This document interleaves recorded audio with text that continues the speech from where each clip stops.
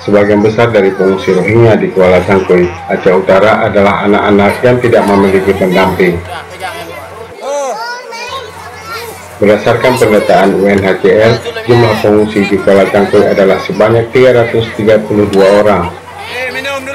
Sebagian dari mereka adalah anak-anak, yaitu sebanyak 189 orang. Sisanya adalah 107 orang pria dan 36 orang wanita dewasa. Menurut UNHCR, mereka mengungsi akibat 3 hal, yaitu karena konflik, ingin menyusul keluarga di Malaysia, dan karena dipaksa mengungsi oleh kelompok penyelundup manusia.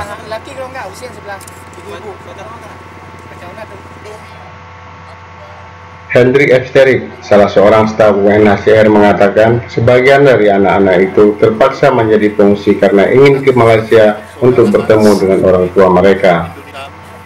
Sebagian lain karena memang ingin pergi dan keluar dari negara Myanmar akibat perlakuan diskriminasi, kekerasan, dan tidak ada pengakuan keberadaan mereka oleh penguasa di Myanmar.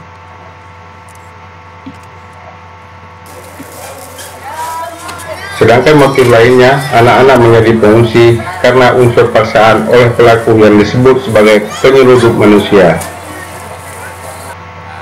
Ada yang keluar juga hanya karena memang mereka ingin keluar karena kondisi di negara mereka yang tidak aman, mereka dipersekusi oleh pemerintah Myanmar sendiri yang tidak mengakui mereka sebagai warga negara. Ada pula mereka yang kita temukan bahwa mereka keluar tidak dengan sukarela, mereka dipaksa keluar. Kemudian di atas kapal, kemudian